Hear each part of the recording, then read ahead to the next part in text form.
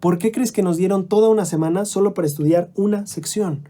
Porque esto es lo que el Señor quiere que tú entiendas sobre Doctrina y Convenios.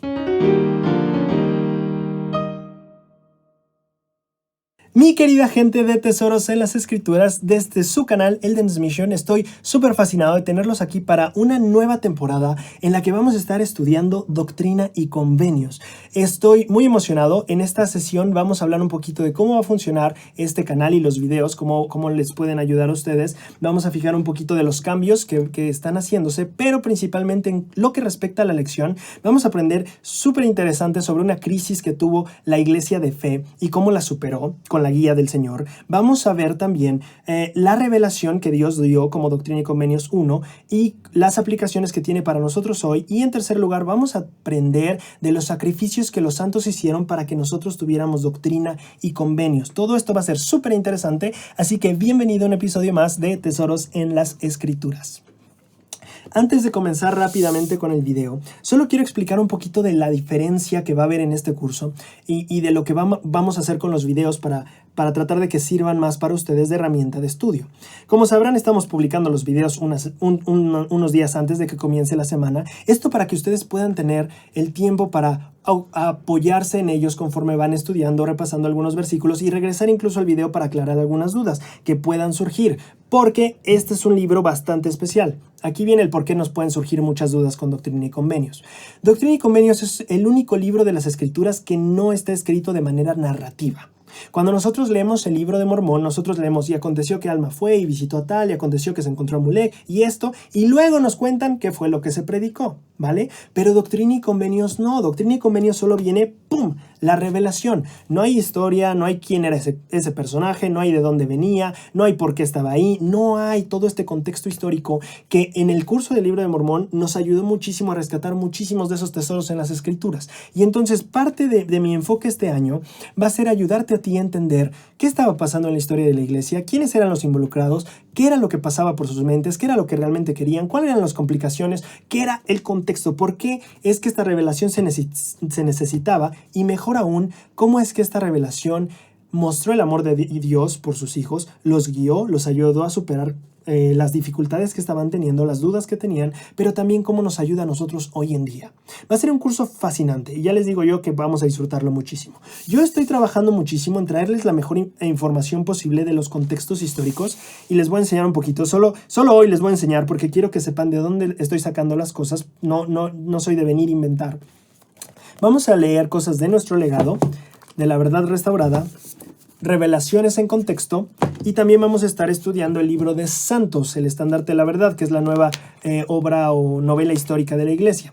Esto es en cuanto a publicaciones oficiales de la iglesia. Pero aparte tenemos este libro que se llama Joseph Smith, Rough Stone Rolling. Es un libro que, no es su publicación oficial de la iglesia, pero varias cosas a favor. Bueno, Richard Bushman, en primer lugar, es un ex profesor de BYU. Ahorita, de hecho, enseña en otra universidad, no recuerdo cuál. Es un muy buen amigo de Jeffrey R. Holland, quien seguramente espero que ubiquen. Y en otro punto, bueno, este libro es muy recomendado por muchísimos líderes de la iglesia para aprender sobre la historia. ¿Y por qué necesitamos este libro? Porque solo quiero que vean como el tamaño de las letras de esto y el tamaño de las letras de esto. O sea, este libro trae un buen de información más y lo vamos a usar cuando Santos, por ser corto y resumido, no nos da tanta información como este libro. Solo para aclarar, de hecho hay veces en las que si te vas a los pies de páginas de Santos, te dice lee este libro si quieres más información. Entonces no es algo que está en contra de lo que la iglesia dicte, solo por quienes esté curioso. O sea, esta es una fuente que incluso este libro oficial recomienda. Entonces aquí vamos a estar buscando sabiduría de los mejores libros, como dice Doctrina y Convenios, para traerles a ustedes lo mejor de entender la historia de la iglesia y cómo estas revelaciones se aplican híjole, es que no sé cómo explicarlo en una frase. Vamos a ver cómo estas revelaciones no solo nos dan instrucción ahora, sino fueron muy claves para mostrar la guía y la mano de Dios en su obra al iniciar la iglesia, ¿vale? Algo que estamos haciendo por ustedes este año es que me estoy asegurando que todos nuestros videos tengan un índice de contenido. Esto quiere decir que al lado del tiempo que se ve que corre en el video, hay un título. En este caso tú estás viendo la introducción, así que ahí aparece que estás viendo la introducción. Si tú le picas ahí, se despliega un menú en el cual tú puedes ver todos los contenidos y los temas que vamos abordando en el video. Así, si te interesa el tema histórico o no te interesa y te quieres ir directo a la escritura, puedes saltar con facilidad en la parte que a ti más te interese ver del video. También es importante aclarar que esto también lo hacemos para que durante tu estudio, si llegas a tener cierta duda o alguna cosa que quieras consultar en el video, puedas regresar rápidamente al video al punto donde lo puedes encontrar exactamente. Como última dinámica que quiero explicar que vamos a tener este año, es que vamos a estar, algo que me sugirió Palmira, para quien no lo vieron, vino el año pasado, y ella me sugirió que hiciera una actividad que ella hace en su estudio personal. Esto es seleccionar por cada estudio, y en este caso lo vamos a hacer por cada semana, un versículo de poder. Esto se refiere a un versículo que todo lo que leíste, un versículo que a ti te llega, que a ti te marca, que a ti te fortalece, que a ti te edifica, básicamente tu versículo favorito de ese estudio. Y yo voy a estarles compartiendo mi versículo de poder semana a semana, pero también quiero que ustedes me estén compartiendo su versículo de poder cada semana en los comentarios. Así que conforme vayan estudiando y aprendiendo más, me encantaría que me dejaran en los comentarios cuál es su versículo de poder de la sección que estamos estudiando.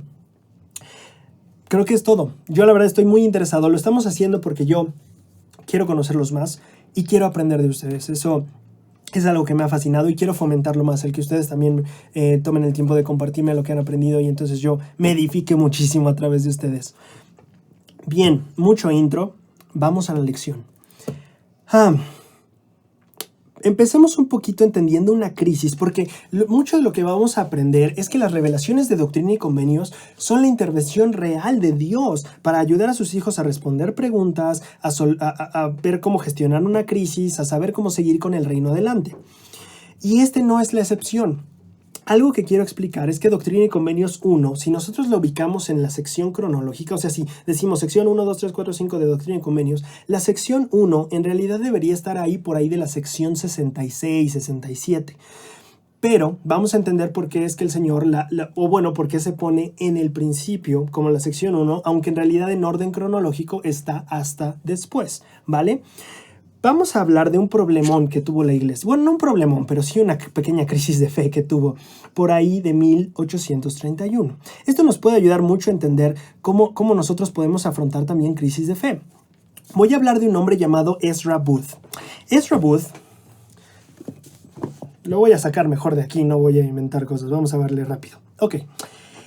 Unos días más tarde, el 1 de noviembre de 1831, la iglesia tiene ya año y medio de haberse edificado, de haberse constituido. José convocó a un consejo de líderes en la iglesia. Algo estaba pasando. Ezra Booth había publicado recientemente una carta en un periódico local en la que acusaba a José de hacer falsas profecías y ocultar sus revelaciones al público. La carta tuvo gran circulación y muchas personas comenzaron a desconfiar de los santos y de su mensaje. Aquí está el problema resumido en una frase. Ezra Booth publica cosas que hablan en contra de José Smith, de sus revelaciones. Básicamente, José Smith es un charlatán, para pronto vamos a manejarlo así. Y entonces la gente, debido a que esas publicaciones empiezan a ser muy populares, muy virales diríamos hoy, la gente empieza a perder la confianza en José Smith, en la iglesia, en los miembros de la iglesia y en todo lo que tenga que ver con eso. Ese es un gran problema, ¿cierto? ¿Cómo lo resolvió y qué es lo que pasó? Primero quiero hablar un poquito de la profundidad del problema. Resulta que, de acuerdo a este libro, si nosotros lo leemos, porque eso es lo que Santos nos dice nada más de Ezra Booth, pero lo que Ezra Booth, o quién fue, resulta que en mayo, voy a hacer la cronología, en mayo él se bautiza. En un punto de siguiente, él viaja a Missouri con José Smith y al regresar, él se queja mucho con José, con Oliver y con Sidney Rigdon de la actitud de José Smith. No le pareció la actitud que tenía el profeta durante el viaje. Y entonces empezó a quejarse tanto que llegó el punto en septiembre que le quitaron los derechos de predicar. O sea, él ya no tenía la autoridad, el llamamiento de predicar como lo hacía antes, viajando y predicando. Entonces, haz de cuenta que le quitaron su llamamiento para pronto porque andaba echando mucho relajo. Y entonces resulta que él no le parece y entonces pide que se retire su nombre de la lista de los miembros de la iglesia. Esto es en septiembre, estamos hablando de que se bautiza mayo. Entonces pasa junio, julio, agosto. En septiembre le quitan su llamamiento y él decide salirse de la iglesia. Aquí también hay que entender que pues tampoco José Smith era un ser perfecto, ¿no? Seguramente hay personas que de hecho lo consideraban incluso arrogante, ¿no? O presumido. Pero el chiste es que, bueno, para pronto no vamos a hablar de eso. Entonces, Ezra Booth se enoja con José Smith, se sale de la iglesia y al mes siguiente, en octubre, empieza a publicar cosas. De hecho, si puedo usar la cita literal que me gusta, dice aquí que Ezra comienza a publicar cosas en un periódico llamado Ohio Star. Recordemos que en ese tiempo había como periódicos locales. Haz de cuenta que en tu colonia o en bla, bla, bla hay un periódico y entonces ahí empieza a publicar él y las cartas que él publicaba tenían que ver él explicándonos las razones por las que él consideraba que José Smith era indigno. Entonces estás hablando de un gran problemón. Imagínate que ahorita un miembro, supongamos uno de los 70s, es más o menos la equivalencia. Imagínate que ahorita uno de los 70s se sale de la iglesia y empieza a escribir y publicar cosas en los periódicos más grandes del mundo, cosas negativas sobre por qué el presidente Nelson no debería ser el profeta de Dios. Imagínate, y la gente empezó a escuchar, y entonces se creó un revuelo porque la gente empezó a decir, no, pues ese profeta no me interesa, la iglesia, creo que están locos, lo que sea, ¿no? Entonces tenemos un gran conflicto, un buen rollo en el cual estamos metidos ahora, ¿no? ¿Cómo lo solucionamos? Esta es la lección interesante. Lo que pasó después es que José Smith, estamos hablando de que, se bautizó en mayo, en septiembre le quitaron su llamamiento, en septiembre se sale de la iglesia, en octubre empieza a publicar cosas negativas o críticas sobre José Smith y la iglesia, y en noviembre, el 1 de noviembre, José Smith llama a esta junta y les dice a los hermanos, a ver hermanos, quiero que hablemos de si deberíamos publicar las cosas que estamos revelando. Porque mira, aquí tengo un artículo que creo que te va a ser muy interesantísimo. A ver, dame un segundito para que yo te pueda grabar lo que estoy haciendo, si no, no vas a poder verlo. Hay un artículo, no sé si tú conoces Joseph Smith Papers, pero Joseph Smith Paper es una organización que publica los escritos originales, es una rama de la iglesia, publica los escritos originales. Entonces, si tú estás viendo mi pantalla justo ahora, esta es una minuta escrita, no me acuerdo si fue Oliver Cowdery quien escribió esta, no me acuerdo, pero es escrita por ellos, José Smith, Oliver Cowdery, ellos la escribían, son los documentos originales. Es muy fascinante meterte a esta página y explorarla.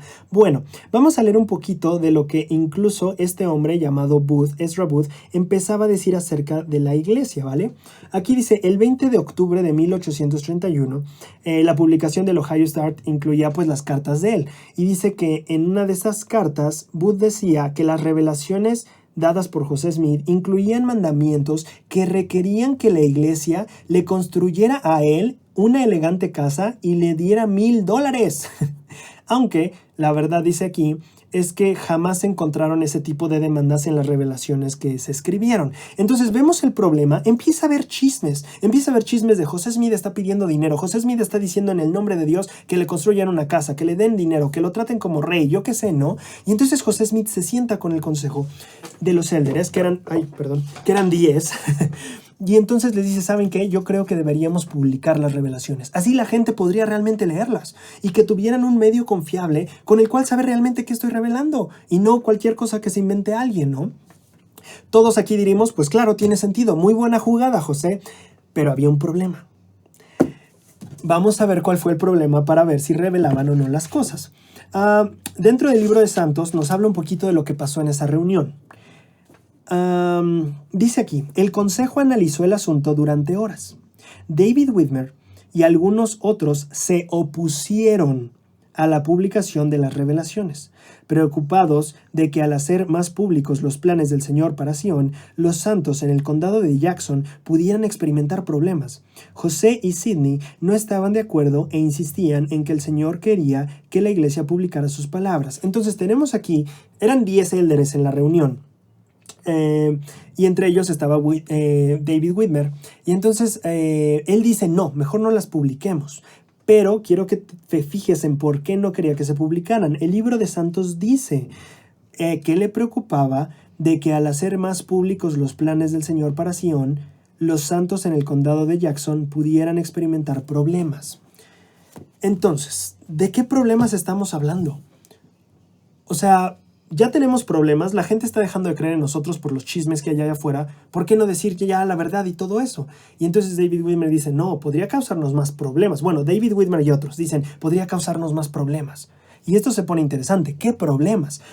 Si leemos aquí justamente donde habla de ese evento, nos recuerda que en ese tiempo los miembros de la iglesia estaban muy emocionados por la parte de edificación. Recordemos que decimos que Sión será literalmente edificada, que habrá una nueva Jerusalén. Entonces los miembros siempre se estaban preguntando, bueno, ya estamos empezando a formar la iglesia. ¿Dónde nos vamos a establecer? ¿Dónde va a estar esta ciudad? Y ahí es donde encontramos el conflicto que David Widmer señalaba. Si nos vamos a la sección 57 de Doctrina y Convenios, dice en Doctrina y Convenios 57, voy a leer del 1 al 3, y aquí es importante que recuerdes que esta revelación se dio en julio de ese año. Estamos hablando de que se dio julio y estamos en noviembre, o sea, se dio varios meses antes. Esto es a lo que David Widmer se refería con los problemas. Escuchado, élderes de mi iglesia, dice el Señor vuestro Dios, vosotros que conforme a mis mandamientos os habéis congregado en esta tierra, la tierra de Missouri, la cual ha señalado y consagrado para el recogimiento de los santos. ¡Uy! Cuidado ahí. Ahí está la clave. La tierra de Missouri, ¿qué había pasado con ella? Había sido señalada y consagrada para el recogimiento de los santos. Ahí se iba a hacer el recogimiento de los santos, en Missouri. Y si nos vamos a ser más específicos, dice, por tanto, esta es la tierra prometida, el sitio para la ciudad de Sión. Estos son los planes a los que Oliver Cowdery se refería. Oliver Cowdery decía, yo creo que si la gente de Jackson y la gente de Missouri sabe los planes del Señor con Missouri, más va a traer problemas. De hecho aquí en el versículo 3 ya nada más leo, he aquí el lugar que ahora se llama Independence es el lugar central y el sitio para el templo se halla hacia el oeste, en un solar no lejos del juzgado. Eso es muy interesante porque ¿cuál fue el primer templo de la iglesia? Kirtland. Sin embargo, aquí dice que iba a haber un templo en Independence. ¿Por qué no hay un templo en Independence? Muy interesante, no lo vamos a responder ahora, más adelante lo haremos. Pero el punto al que decía Oliver Cowdery, David Widmer decía, oye José, es que el Señor ha revelado que Jackson, que Missouri, que Independence son la tierra de la herencia de los santos. Y no creo que las personas que vivan ahí se sientan muy cómodas sabiendo que nuestros planes son que esas tierras son para el pueblo de Dios. Ese era el conflicto. David Widmer dice, yo no estoy de acuerdo. Porque si de por sí nos persiguen, ahora imagínate cuánto si saben que la idea es que poseamos todo el lugar, ¿no?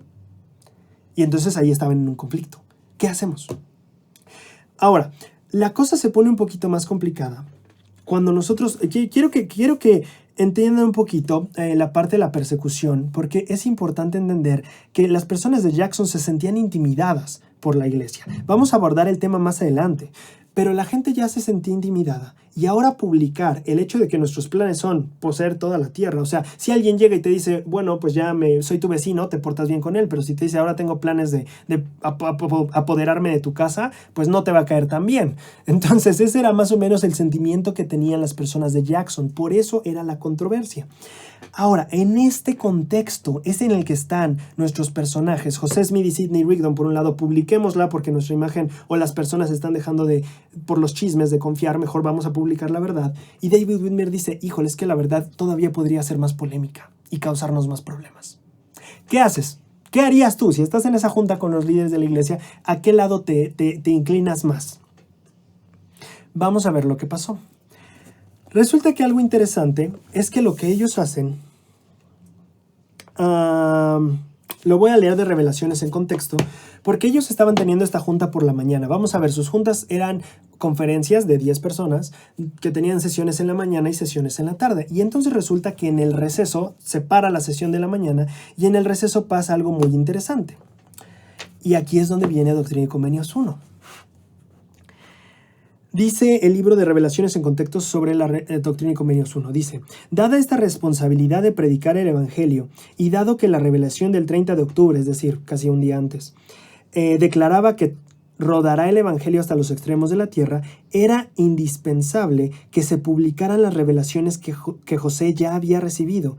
McLennan era uno de los élderes que estaba ahí en la reunión. McLennan recordó más tarde que se dedicaron horas en la conferencia a analizar si debían publicar las revelaciones antes de que por fin se decidiera imprimirlas.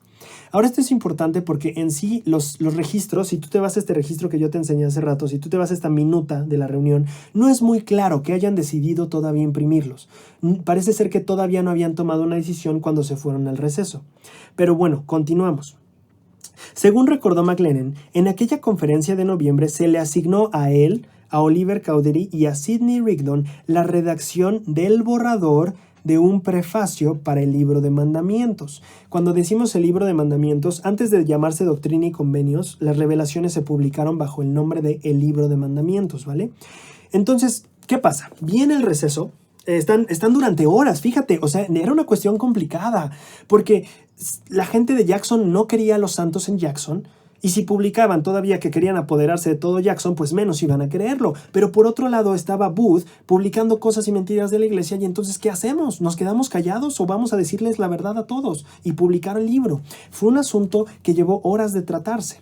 Y entonces llega el receso después de la sesión de la mañana. Y entonces se le asigna a McLennan, a Oliver Cowdery y a Sidney Rigdon que redacten. Dicen, ¿saben qué? Pues bueno, todavía no sabemos muy bien si sí o no lo vamos a hacer. Aunque debo admitir aquí, los manuales regularmente dicen que se tomó la decisión, pero si tú vas a las actas no viene esa decisión tan clara. No está tan claro si sí habían decidido o no. Se van al receso, les dicen escribe un borrador. Y aquí viene la parte interesante. Están entre la espada y la pared, lo recuerdo. No obstante, cuando estos hombres presentaron el prefacio a la conferencia, los asistentes lo hicieron pedazos con críticas y pidieron a José Smith que consultara al Señor al respecto. Esto es importante, llegan las personas, aquí está el borrador que hicimos para el prefacio, y la gente no les gusta, y dicen José Smith, y si consultas al Señor sobre cómo debería ser un prefacio. Y entonces, dice aquí, después de arrodillarse en oración en la conferencia, estamos viendo aquí a líderes de la iglesia afrontar una crisis y estar entre la espada y la pared, y entonces, ¿qué hacen? Se arrodillan a buscar la guía de Dios. Y entonces se arrodillan. José Smith, según McLennan, dictó el prefacio por el Espíritu mientras se hallaba sentado junto a una ventana de la sala en la que se desarrollaba la conferencia. McLennan recordó, José pronunciaba unas frases y Sidney Rigdon las escribía. Luego las leía en voz alta y si eran correctas, José procedía y dictaba más. Según McLennan, mediante este proceso se recibió el prefacio, lo que es actualmente sección 1 de Doctrina y Convenios. Doctrina y Convenios viene a ser la luz en medio de una crisis de la iglesia. Y en ese contexto podemos verlo. De hecho, si nosotros vemos, es interesante el modelo, porque en Doctrina y Convenios, ¿qué es Doctrina y Convenios? Doctrina y Convenios 4, creo que es Doctrina y Convenios. Doctrina y Convenios. 1 al 4, aquí está. En el 6, dice con claridad, he aquí esta es mi autoridad y la autoridad de mis siervos, así como mi prefacio para el libro de mis mandamientos que les he dado para que os sea publicado, oh habitantes de la tierra. Ahí el Señor dijo, a ver, ya voy a poner orden, yo les di mis mandamientos, los mandamientos que les he dado, ¿para qué? Para que os sea publicado. Ahí el Señor está diciendo, sí, se los di para que los publicaran. Pero es muy interesante porque a veces pensamos en las revelaciones de Doctrina y Convenios y pensamos, es que llegaron así, o sea, José Smith se arrodillaba y pum, ya estaba. No, ya leímos tú y yo que llevaron un problema desde octubre, que todo octubre estuvieron corriendo los rumores, que se sentaron el 1 de noviembre durante horas a platicar el asunto, después hubo una sesión y ahí hay una clave. Porque no se quedaron, ahorita en la segunda sesión seguimos platicando. Si te diste cuenta, ahí hay un principio genial. Porque le pidieron a alguien, ¿sabes qué? Ve y escribe un prefacio. Aunque todavía no estamos tan confirmados si lo vamos a hacer o no, ve escribiendo un prefacio. Y cuando él regresa con el prefacio, lo leen y le piden a José Smith que consulte al Señor, ahí es cuando llega la revelación. Pero no sé si ves todo el contexto histórico y todo lo que nos enseña sobre la manera de actuar de Dios. Estuvieron en problemas por un mes. Pasaron todo esto y en lugar de quedarse platicando y discutiendo hasta llegar a una decisión, ¿qué pasó? ¿Se esperaron a que Dios les dijera qué hacer? No, al parecer lo que hicieron fue, todavía no sabemos, pero ve escribiendo algo. Y ese es un principio que me parece fascinante. No te quedes ahí parado, empieza a avanzar. Como nos enseñaba el Elder Scott en un capítulo del año pasado que hablábamos sobre la oración. ¿No recibes respuesta todavía? Avanza y el Señor te hará saber si vas por buen camino o no. Y eso fue lo que pasó aquí precisamente. El Señor Una vez que ellos avanzaron, hicieron un prefacio, no les gustó y oraron para ver cómo hacerlo mejor, el Señor les dice, sí, publíquenlo. Y gracias a ese evento, gracias a esa perseverancia de los siervos de Dios de estar ahí horas platicando y arrodillarse y preguntar y avanzar y actuar y todo eso, tenemos hoy la publicación de Doctrina y Convenios. En ese momento de tanta persecución en Jackson y también de tantos chismes en otros lados, en Ohio, en Kirtland, perdón, más específicamente, el Señor se manifestó a su gente después de que trabajaron, después de que tuvieron paciencia, después de que empezaron a dar los primeros pasos y cuando lo consultaron. Durante este año, ese es el patrón que nosotros debemos seguir. Nosotros vamos a afrontar también dificultades. Vamos a tener, no sé si les ha pasado, va a haber gente que hable mal de nosotros. A mí me ha pasado gente que hable mal de mí, luego ni me entero. Y también vamos a tener gente que no le agrademos, tal como los santos. Vamos a estar entre espada y pared. Bueno, este patrón de revelación que siguieron los líderes de la iglesia es útil para nosotros en nuestros días. Ahora, ya que entendemos el contexto y cómo Doctrina y Convenios fue una guía en medio de una crisis gigante, bueno, no gigante, pero una crisis muy importante en la iglesia, ahora vamos a analizar algunos de sus versículos principales, o al menos los que a mí me llamaron más la atención. Vamos a ir al versículo 1.4, que aquí viene la parte ya interesante que puede servirte mucho, de los análisis de cada versículo.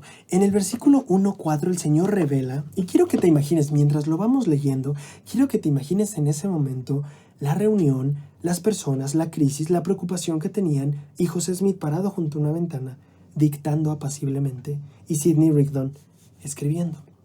Dice el versículo 4. Y la voz de amonestación irá a todo pueblo, por boca de mis discípulos, a quienes he escogido en estos últimos días. ¿Por boca de quién dijo que iba a ir la palabra? Me llama la atención que no dice por boca de mis apóstoles o por boca de mis profetas, dice por boca de mis discípulos. Y yo quiero preguntarte a ti, ¿quiénes son los discípulos? Somos tú y yo. Y entonces aquí la revelación dice que la voz de amonestación va a ir a todo el pueblo por voz tuya y por voz mía, porque tú y yo somos discípulos. Me parece genial eso. No es los misioneros, porque en eso yo pensé la primera vez que lo leí, dije, los misioneros. Tú y yo también somos discípulos. Y ahora viene la pregunta, yo como discípulo, que viene este análisis de la Escritura, yo como discípulo, ¿cómo puedo llevar esa voz de amonestación a todo pueblo? Porque es lo que dice la Escritura, es nuestro deber. Y aquí viene algo interesante que yo quiero compartirles y por eso traje Predicad mi Evangelio. Déjenme ver que ya no me acuerdo qué página era. Página 8. Si nosotros vamos a predicar mi Evangelio, hay una declaración que me gusta muchísimo, que a mí me sirvió mucho en la misión, cuando nosotros nos decían, debemos predicar el arrepentimiento. Y entonces llega este punto en la página 8 de Doctrina y Convenios. Ya me confundí entre tanto libro. En Predicad mi Evangelio, que dice, al enseñar a las personas a entender la restauración de la plenitud del Evangelio, usted declara el arrepentimiento. La palabra amonestación viene de traer a la mesa un tema que debe tomarse en cuenta, que debe evitarse o que debe buscarse o fomentarse, ¿no? Buscarse ejecutar. Y entonces si pensamos en esto y en la relación que tiene con el arrepentimiento, de cosas que debemos estar al pendiente, de cosas que debemos de dejar de hacer o cosas que debemos hacer, que eso es amonestar, cuando nos dicen esas cosas. Entonces vemos aquí, Predicad mi Evangelio nos está diciendo que declaramos el arrepentimiento cuando enseñamos a las personas a entender la restauración. En este mismo momento que yo te estoy enseñando a entender la restauración, es parte. Estoy declarando el arrepentimiento. Estoy cumpliendo mi parte. Mira qué emoción, no me había dado cuenta. Estoy cumpliendo mi parte de dar la voz de amonestación a todo pueblo por boca de mí, que soy uno de sus discípulos. Y así también tú, cuando enseñes esta semana en tu casa, cumplirás esta promesa. Cuando estés poniendo, porque amonestar es eso, déjame te digo. Por un lado, predicar el arrepentimiento es enseñar sobre, ayudar a la gente a entender la restauración del Evangelio. Pero amonestar, la definición de diccionario es traer un asunto que se debe tomar en cuenta, que se debe evitar o que se debe, no me acuerdo si es fomentar o ejecutar. Entonces, cuando tú con tu familia te sientas, cuando tú con alguien más, cuando tú con un amigo, cuando tú con ti mismo te sientas y pones en la mesa cosas que se tienen que contemplar, como aprender de la iglesia, o del evangelio, perdón, que se tienen que evitar, como el pecado, o que se tienen que llevar a cabo, como los mandamientos, ahí tú estás cumpliendo esta sección de Doctrina y Convenios. Tú estás siendo una voz de amonestación y cumples la profecía. Porque esta es una profecía, ¿no? Y la voz de amonestación irá. Eso es una profecía, está en tiempo futuro. Bueno, pues tú, cuando compartes el evangelio, cuando hablas del evangelio, cuando hablas de lo que se tiene que aprender, del pecado que se tiene que evitar o de los mandamientos que se tiene que vivir, tú cumples esta profecía que se dio en un tiempo tan importante en la iglesia. Y me fascina pensar que somos parte del cumplimiento de la profecía. El siguiente punto que quiero tocar es fascinante. El Señor tiene propósitos eternos y propósitos elevados. Cuando llegamos a leer la sección 1 de Doctrina y Convenios, quiero que entendamos que esto fue lo que el Señor reveló. El Señor reveló este prefacio, esta introducción al libro. Y entonces cuando leamos esto no es algo que suena bonito, no es solo una revelación. Quiero que entiendas que de verdad, uno, el Señor le estaban preguntando, ¿debemos publicarlo? Y dos, si lo publicamos, ¿qué decimos sobre el libro? Así que lo que tú leas en Doctrina y Convenios 1 es lo que el Señor quiere que tú sepas sobre Doctrina y Convenios. ¿Por qué crees que nos dieron toda una semana solo para estudiar una sección? Porque esto es lo que el Señor quiere que tú entiendas sobre Doctrina y Convenios. Ahora, hay una cosa que llama mi atención brutal, que es del versículo 17 al versículo 30. No voy a ir en profundidad porque siento que ya se está extendiendo el video, pero, y todavía faltan cosas muy padres. Lo que pasa en estos versículos es que la palabra ¿para qué? Es utilizada 12 veces. El Señor dice: por tanto yo, el Señor, sabiendo las calamidades que sobrevendrían a los habitantes de la tierra, llamé a mi siervo José Smith, hijo, y le hablé desde los cielos y le di mandamientos. Los mandamientos que iban a publicar, el libro de mandamientos. Y también a otros di mandamientos de proclamar estas cosas al mundo, o sea, de ir y predicar estos mandamientos. Y todo esto, ¿para qué? O sea, todo esto que hice, todas estas revelaciones, todo este mandamiento de ve y predica, lo que ya le revelé a José Smith, dice todo esto ¿para qué? Y empieza una lista de 12 para qués.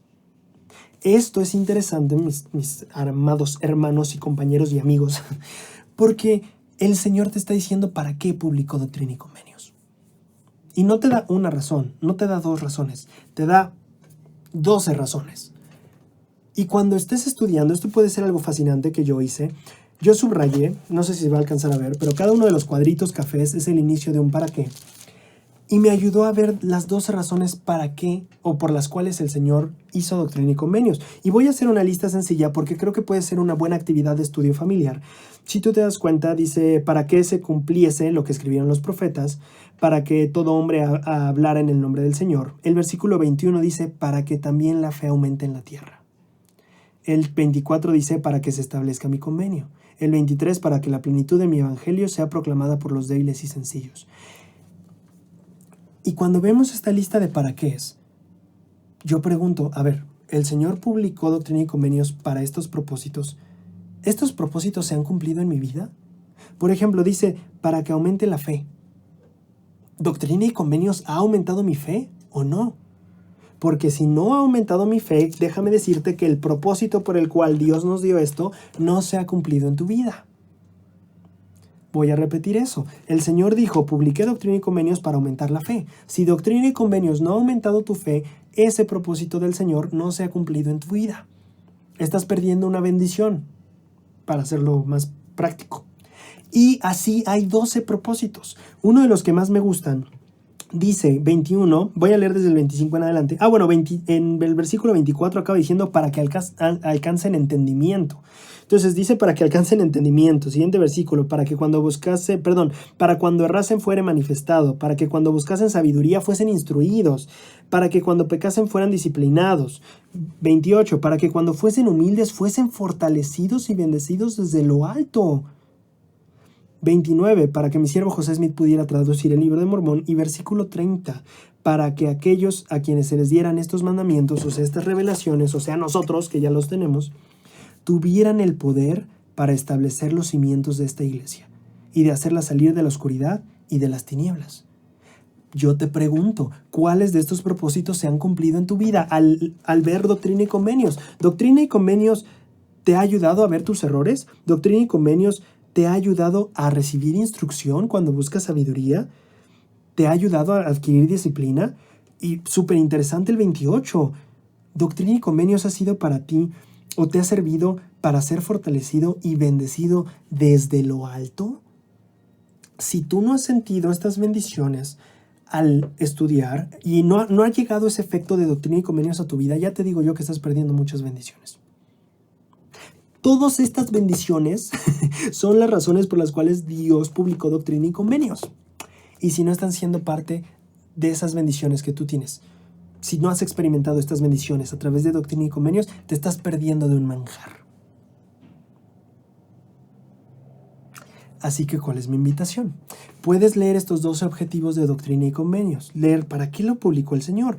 ¿Qué quiere el Señor que pase en mi vida debido a Doctrina y Convenios? Y aquí están las 12 razones. Léelas. Y cuando las hayas identificado, un ejercicio que yo hice fue decir cuáles sí se han cumplido en mi vida y cuáles no. Y si tal vez yo no he recibido fortaleza de lo alto por Doctrina y Convenios, quiero que este año eso suceda. Y si yo no he recibido fe o he aumentado mi fe gracias a Doctrina y Convenios, quiero que este año sea el año en que mi fe aumente, porque hoy el Señor lo publicó para eso. Si no está pasando, algo estamos haciendo mal. Y que creen, este año es el año perfecto para corregirlo y estoy fascinado de que vamos a poderlo hacer juntos. Entonces, solo quiero terminar diciendo, por lo menos esta sección, si nosotros tomamos el tiempo para leer estos 12 propósitos, para ver la influencia que Doctrina y Convenios puede tener en nosotros y la buscamos durante este año, yo les aseguro que ustedes van a recibir esa bendición este año al estudiar Doctrina y Convenios. Y va a ser una experiencia fascinante, porque para eso lo mandó el Señor a tu vida y a mi vida. Y si no están ahí, es solo porque no hemos abierto esa puerta. Pero este año te invito a, junto conmigo, a abrir esa puerta, abrir esas ventanas, que vengan esas bendiciones que Doctrina y Convenios tiene para nosotros. Pasando a la siguiente parte del video.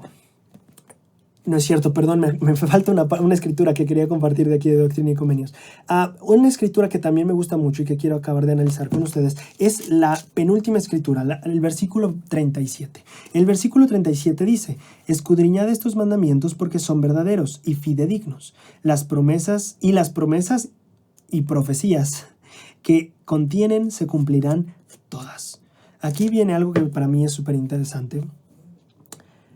Primero es un mandamiento. Escudriña estos mandamientos. Es lo que el Señor quiere decirnos de Doctrina y Convenios, y lo que te dice es, hey, escudriña esto. Solo existen mandamientos muy, muy pocos en las Escrituras donde el Señor te dice, hey, tienes que leer esto. Esto tienes que leerlo. Y aquí es uno de ellos. Y no solo te dice, lee. Si te das cuenta que dice, escudriña. Escudriñar Doctrina y Convenios es un mandamiento. Y yo voy a ayudarte en el proceso, si me lo permites, me encantará. Dice, ¿por qué? Porque son verdaderos y fidedignos. Yo te pregunto, ¿cuántas veces has escuchado esa escritura en la reunión sacramental, en una clase? Y yo te pregunto, ¿qué es fidedigno? Porque, bueno, supongo que muchos, por lo menos yo no sabía. Entonces voy al diccionario y fidedigno significa digno de fe y de crédito. Y esto nos referimos a que es digno de reputación, de fama o de autoridad. Entonces el Señor te está diciendo, estas revelaciones ya tienen mi autoridad, tienen mi sello y son dignas de fe. En el sentido de que son creíbles, pero también yo pienso en el sentido que vale la pena creer en ellas. Entonces vale la pena escudriñarlas, vale la pena creer en ellas, la autoridad de Dios está en ellas. Vamos al final de la escritura. 37. Dice al final, y las profecías y promesas que contienen se cumplirán todas. ¿Qué mejor oportunidad de este año que escudriñar un libro cuyas promesas y profecías se van a cumplir absolutamente todas? Todas. Qué promesa tan confortante. Y yo quiero que pensemos un poquito en ello, porque esa es una tremenda oportunidad de nosotros de conocer las cosas que Dios puede hacer por nosotros. Doctrina y Convenios nos va a enseñar lo que Dios hace por sus hijos en esta dispensación. Y eso somos tú y yo. ¿Y qué crees? Todas esas promesas, todas esas bendiciones se van a cumplir todas.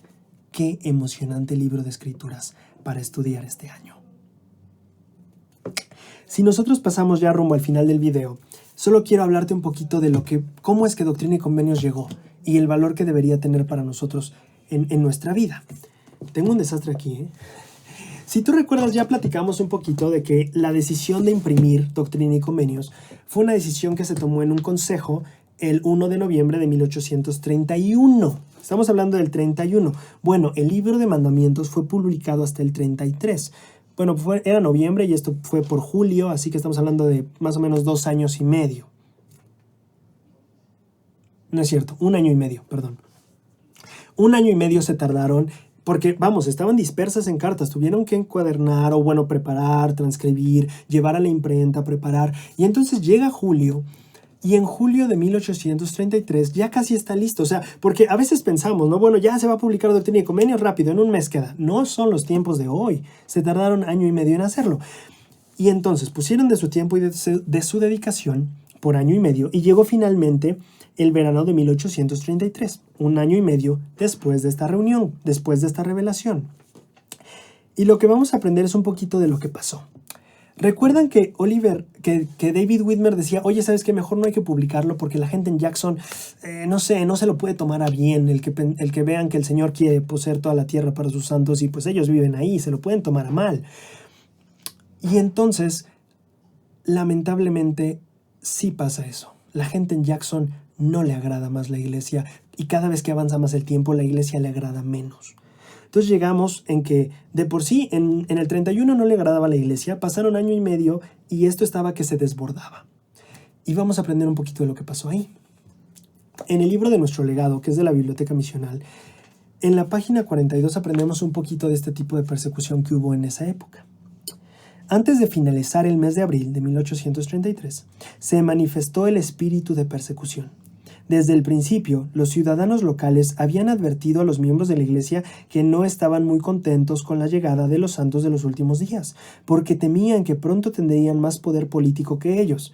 O sea, imagínate, si de entrada su miedo era que tuvieran más poder político, ahora imagínate si supieran que el plan era que los santos como vivieran y heredaran la tierra, ¿no? Pues entonces, más preocupante para los del condado de Jackson. Los santos procedían primordialmente de estados del norte y en general se oponían a la esclavitud de la raza negra. Estamos todavía en tiempo de esclavitud, acuérdate que esto es historia, ¿vale? Entonces todavía estamos en tiempo en el que es legal la esclavitud en Estados Unidos, pero la gente que viene, los nuevos miembros que vienen del norte, que es regularmente gente que no cree que la esclavitud esté bien. Y en Jackson y en estos lugares la esclavitud era legal. Entonces la gente también le preocupaba. Oye, si yo tengo esclavos, ellos van a querer que no tenga. ¿Me explico? Que claro, a nuestros ojos modernos la esclavitud se ve muy mal, pero en ese tiempo se veía más normalito, ¿no? O se percibía así.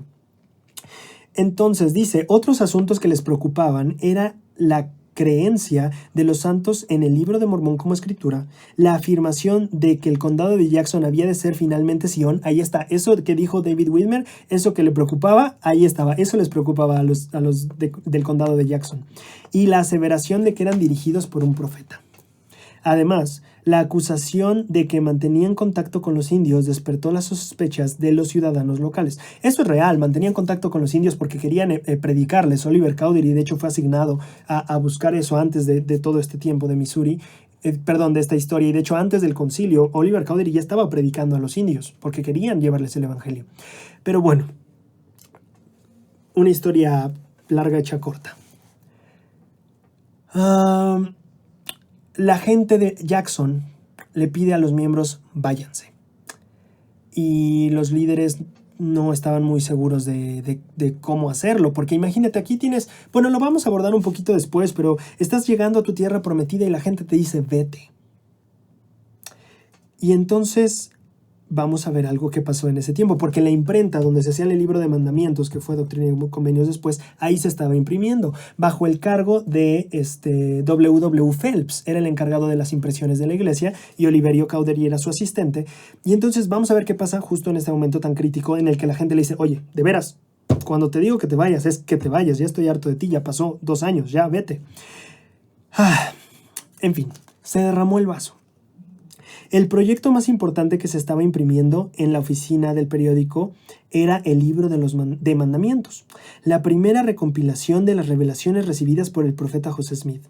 Cuando la chusma atacó el edificio, tiraron las páginas sueltas del libro a la calle. Al ver lo que ocurría, dos jovencitas santos de los últimos días, Mary Elizabeth Rawlings y su hermana Caroline, exponiendo su propia vida, estamos hablando de jovencitas, ahí Mary tenía más o menos 15 años, ¿vale? Entonces, exponiendo su propia vida, trataron de rescatar todo lo que les fue posible. Mary Elizabeth escribió. La chusma sacó unas hojas grandes de papel y dijeron, aquí están los mandamientos mormones. Mi hermana Caroline y yo estábamos juntos junto a la cerca observándolos. Cuando hablaron de los mandamientos, decidí conseguir algunas de las hojas. Mi hermana me dijo que si yo iba, ella también iría. Pero dijo, nos van a matar. Estás hablando de dos chicas de 15 años escondidas tras una cerca viendo cómo la gente destruye un edificio. Mientras la chusma estaba ocupada en un extremo de la casa, las dos jovencitas corrieron y recogieron todas las hojas preciosas que pudieron. Los hombres les vieron y les ordenaron que se detuvieran, pero, según el informe de Mary Elizabeth, corrimos lo más rápido que pudimos. Dos de los atacantes nos persiguieron. Cuando vimos un hoyo en la cerca, pasamos y entramos a un maizal muy grande. Pusimos las hojas en el suelo y las cubrimos con nuestro cuerpo. El maíz tenía aproximadamente 1,5 metros o más de altura y era muy denso. Ellos nos buscaron por mucho tiempo y llegaron a estar muy cerca de nosotros, pero no nos encontraron. Cuando los rufianes se fueron, las jovencitas se dirigieron a un viejo establo de troncos. Ahí, según informó Mary Elizabeth, vieron a la hermana Phelps y a sus hijos. Vieron que la hermana Phelps y sus hijos llevaban hierba entre los brazos para acomodarla en un lado del establo y poner encima sus camas. Ella me preguntó qué era lo que llevaba, y yo le dije. Entonces ella tomó los papeles. Las encuadernaron en libros pequeños y me enviaron uno, el cual atesoro grandemente.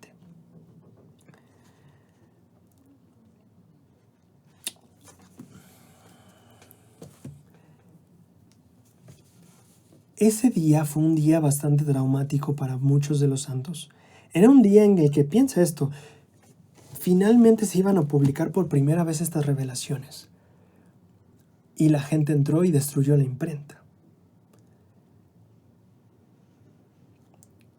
¿Cuánto amor tenían estas dos chicas por las revelaciones de Dios que cuando se dieron cuenta que la gente había aventado al suelo y a la calle las hojas de los mandamientos, ellas dijeron, vamos a rescatarlos?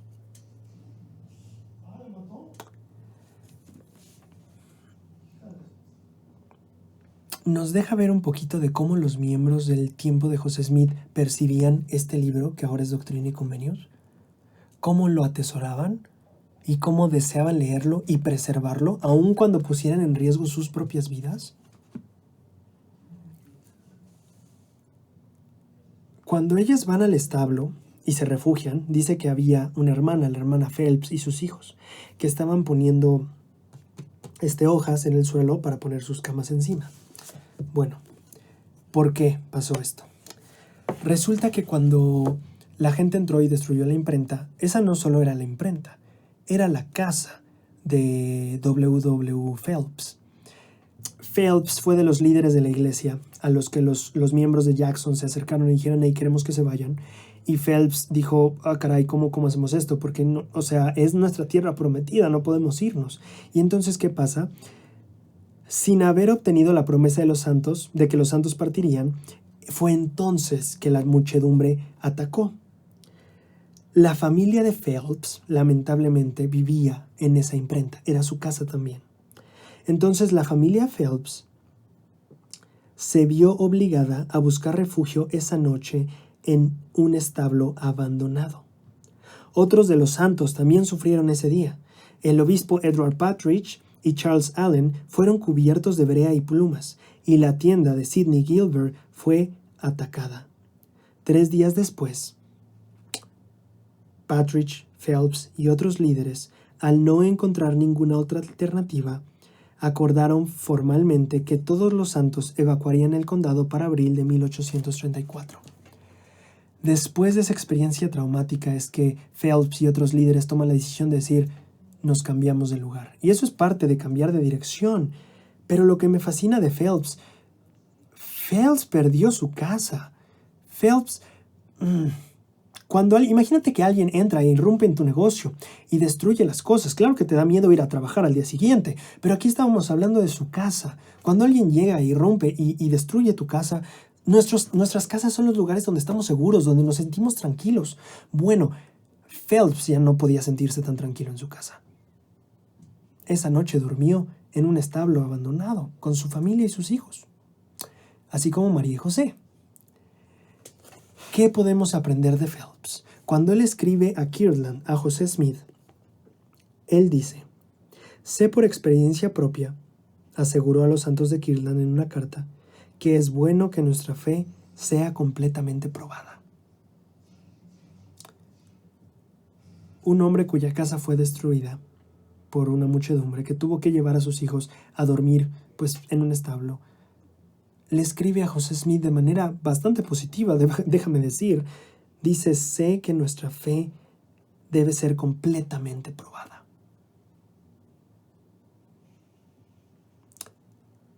En este curso de Doctrina y Convenios vamos a aprender no solo de la fe de José Smith y de Oliver Cowdery y de algunos líderes muy conocidos de la iglesia.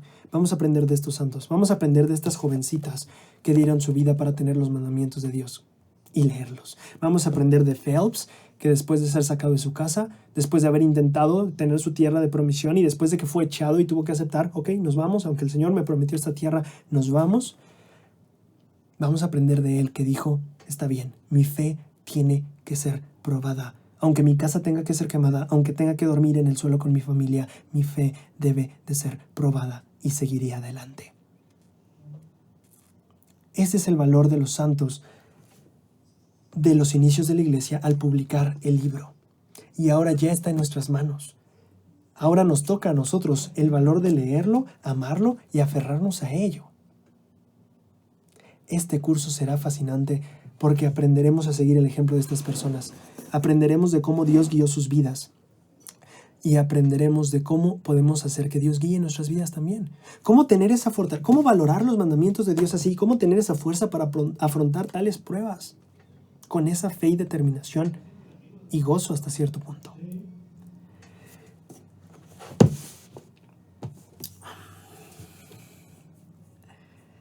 Estoy muy emocionado de tener este curso con ustedes. Estoy muy emocionado de todo lo que podemos aprender. Estoy muy emocionado de entender y de ampliar nuestro contexto y de saber todo lo que pasaron estas personas y cómo lo afrontaron con fe y cómo el Señor los ayudó. Para terminar, yo quiero dejarte solamente con mi escritura de poder. Mi versículo de poder, perdón, se me olvida la palabra. Para mí, este versículo es el 36, donde el Señor dice que estudiemos los mandamientos porque todos se cumplirán, todas las promesas se cumplirán. Y yo creo que esa era la razón por la que ellos tenían fe en estos mandamientos, la razón por la que Él pudo dar lo que pudo dar con fe, porque Él sabía que esa promesa se cumpliría. Él sabía que, ok, nos destruyeron las páginas, nos destruyeron la imprenta, íbamos a imprimir y ahora ya no podemos, íbamos a vivir en nuestra tierra de promisión y ahora no podemos. Pero ¿sabes qué?